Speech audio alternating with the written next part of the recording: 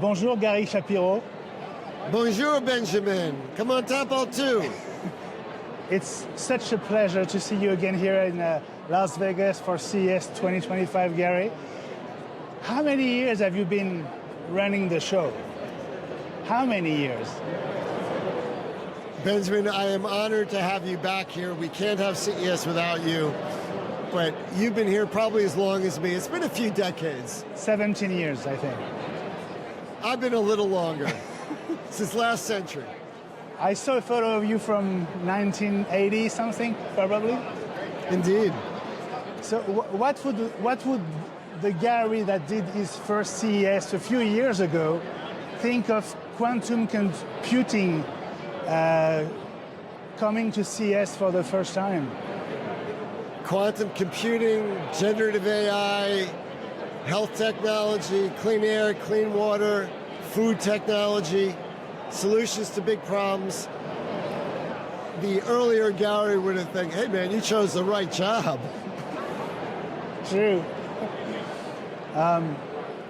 Everyone asks you what you're waiting for this week here. What's going to be the big thing? Well, certainly the fact that we have the CEO of the world's hottest company in semiconductors, which are the future, speaking, Jensen Huang of NVIDIA, is very important. But we also have almost 1,200 other speakers. We have great keynoters from Panasonic, from the CEO of Delta Airlines. We have program providers, platform providers, Volvo Group. We have so many great people speaking.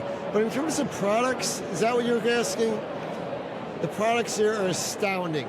Generative AI pervades, but so do, for the first time, we're seeing quantum computing, and we're seeing robotics bigger and bigger, and all sorts of holographics, haptics. We're seeing so many new technologies rapidly being introduced and being deployed by very smart innovators and entrepreneurs. And of course, we have a wonderful collection of French companies here that just inspire me so much, because they have a diverse array of technologies which will make a difference in the future. Speaking of Delta keynote, it will take place at Sphère. What does Sphère represent as a tech product for you? That's a great question.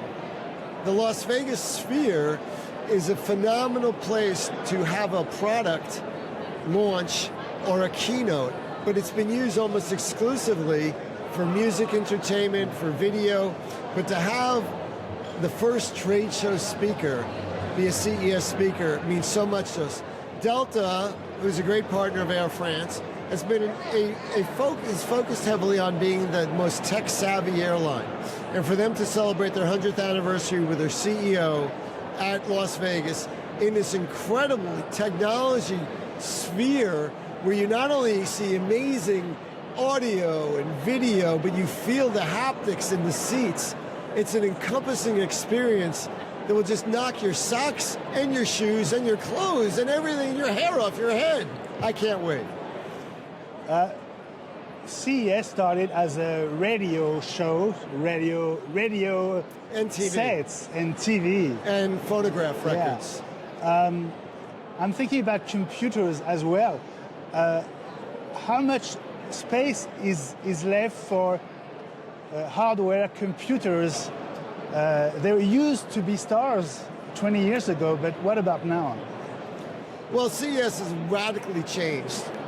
First, it's just not about consumer products. Mm-hmm. Close to half of the products and technologies and ideas are enterprise. Second, it's just not about audio and video entertainment. It's about things which will make a difference in productivity, efficiency, healthcare, transportation, mobility, food, clean air, clean water, and what we're trying to accomplish as humanity to make our lives better around the world. It's become the most important event in the world by far for innovation, for technology, and for solving fundamental human problems. You'll have a new president in 2 weeks. What impact can it have on the industry of tech and innovation in the US and worldwide? I think President Trump overall will have a positive effect.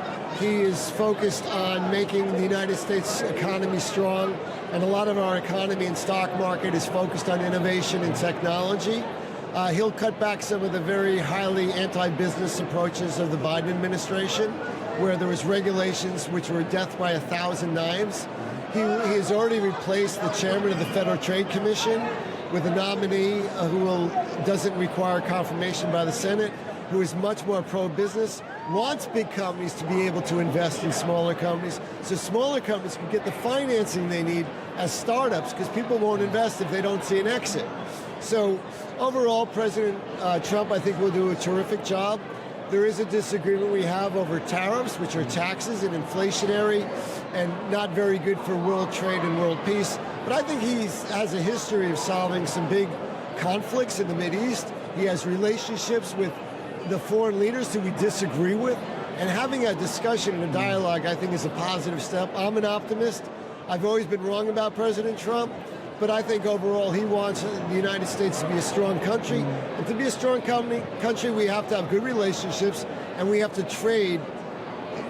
We can't just all of a sudden overnight manufacture everything ourselves. That would destroy our economy. You've come to Paris many, many times. I love France. Do you remember the two lines that you always say when you start? Je suis désolé, je n'aime pas français. Exactly. Well, I have good news for you today, Gary. Thanks to AI, you can speak French right now. Do you want to try? Sure. And you can do it with your own voice. Okay. Are you willing to try? Sure. I will send you the results of this interview. You're going to give this whole interview in France back to me in my voice, with my laugh and my passion for this wonderful thing we call innovation, which is advancing humanity. Absolutely. I'd like it in a few other languages as well. The new Gary speaks French fluently. Eh bien, ma mère était professeure de français, donc j'ai étudié l'espagnol, malheureusement, parce que j'étais un jeune enfant têtu. Mais j'aime la France, j'aime Paris, et je pense que la France a eu une année merveilleuse entre les Jeux olympiques et tout le reste. Et c'est formidable de voir la France si bien réussir.